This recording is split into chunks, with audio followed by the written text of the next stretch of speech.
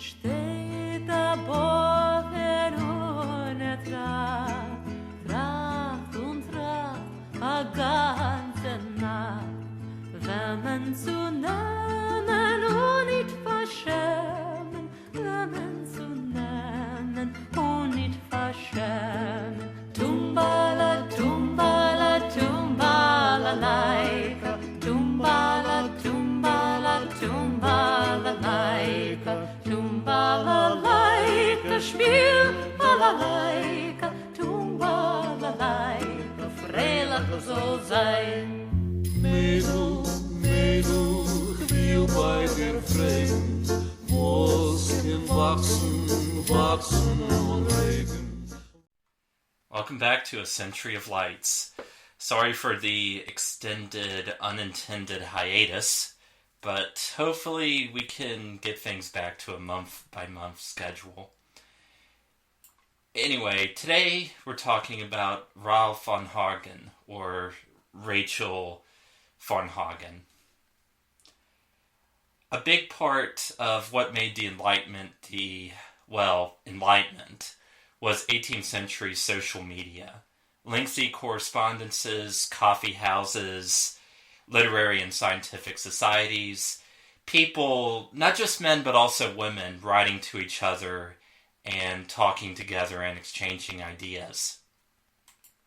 But one of the most important centers of the Enlightenment, alongside the scholarly society and the university, which often, but not always, excluded women, was the salon, which were run by women.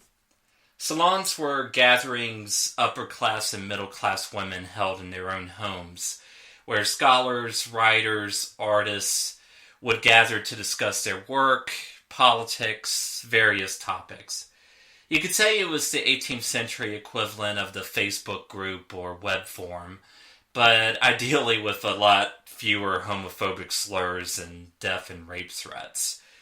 See, the women who hosted these gatherings, salonaises, were expected to rule the decorum of these gatherings with an iron fist.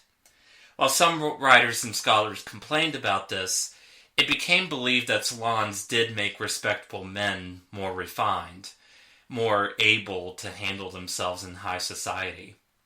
In Britain, you had old-fashioned Englishmen like the journalist Joseph Addison, who complained that in his day, British noblewomen were now letting their male servants into their bedrooms, just like those awful French noblewomen who cared nothing about decency and morality. But still, for the British nobility and some of the upper middle class, having their sons visit a salon in France during their customary tour of Europe was perfectly normal. And we even have letters from the aristocrat Lord Chesterfield, who openly encourages his son to take advantage of French noblewomen's so-called lack of decency and morality. As with a lot of things in history, exactly when, where, and how salons emerged is a murky subject. Depending on who you ask and how you define salons, they might have begun in 15th century Italy. But whatever the truth, they did really take off in 17th century Paris, most likely because by that time French high society was less uptight, especially compared to Britain and most Mediterranean societies, about letting women mingle with men in polite company. This was a time when some philosophers, who were not just women but some men as well, were picking up ideas from philosophers like Descartes and Locke, especially about how the human mind had few or even no ideas innate to it, unlike what the ancients believed. And if the human mind was a blank slate, then the differences between men and women, except when it came to pregnancy and physical strength, was something that came out of the whims of society and historical circumstances. Even outside the intellectual circles that openly embraced these ideas, many didn't think women were a source of temptation and corruption, but that they could help socialize and civilize young men. For the women themselves, salons gave them a means to participate in the sponsorship of artists and writers, and in the shaping and spread of intellectual ideas. In Rome, the abdicated Queen of Sweden, Christina, hosted a salon for writers and musicians, out of which grew the Academy of the Arcadians, a lasting institution for the study of the Italian language and literature. One Parisian salonnaire, the Marquise de Lambert, was an important sponsor of the influential philosopher Montesquieu, and one observer claimed was responsible for half the people appointed to the French Academy. In Britain, the salonnaire Elizabeth Montagu became a major social reformer and patroned some important female English novelists of the late 18th century like Hannah More, Fanny Burney, and Sarah Fielding. Last but not least, Mariquita Sanchez's salon in Buenos Aires was an important point for the people who would become supporters of Argentina's War of Independence. However, I don't want to talk about the salonnaires in general, but I want to focus for a bit on one, Rahel Varnhagen, a prominent Jewish salonnaire in Berlin. I say Jewish because even though she did convert to Christianity after her mother's death, and saw her Jewish identity as something that held her back all of her life, as she wrote to her brother, "The Jew must be extirpated from us. That is the sacred truth, and it must be done even if life is uprooted in the process." However you want to classify her, she was still influential enough that to this day, German historians call the period when her Berlin salon was active, from the early 1780s to 1806, when she left Berlin following Napoleon's invasion of Prussia, as the Rauhzeit. And despite her conversion, she never managed to escape her Jewish heritage. Born to a wealthy jewelry merchant who died when she was young, Rahel was dependent on her mother and, after her death, her brothers, simply because her family could not find someone to marry her off to. Early on, she did have a lover, Count Karl von Finkenstein, who came from one of Prussia's oldest aristocratic families. They broke things off, and in one letter to him she would write, "You cannot take any pleasure in me. I overawe you, and therefore I too cannot find any happiness with you." He would destroy her letters, but she would keep his.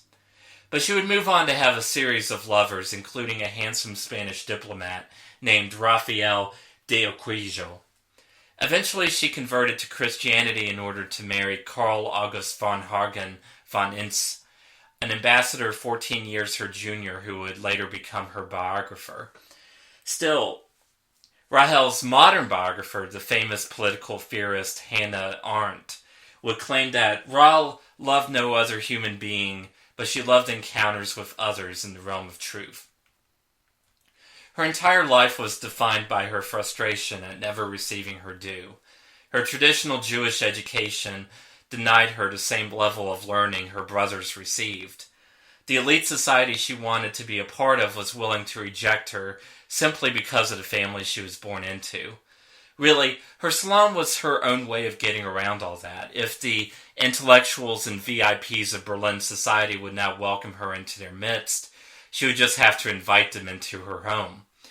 In this, at least, she was successful. In hindsight, the list of regular guests at her salon almost reads like a who's who of the top writers in the German Romantic movement, like Friedrich and Dorothea Schlegel, Ludwig Tieck, and Clemens Brentano. Rahel even had something of a friendship with Goethe. Once when Goethe came to visit her at 9:45 in the morning, she was not dressed yet and still in the process of brushing her teeth. She scandalously popped up before Goethe wearing only a black cotton frock that she had hastily put on. She later admitted to her husband that I comported myself rather badly, but, she pleaded, 9:45 is too hard. In a more cosmic and historical sense, Rahel was right on time.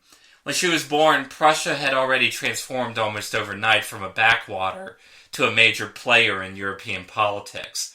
And Frederick the Great had worked to make Berlin the cultural equal of London, Florence, Paris, and Vienna.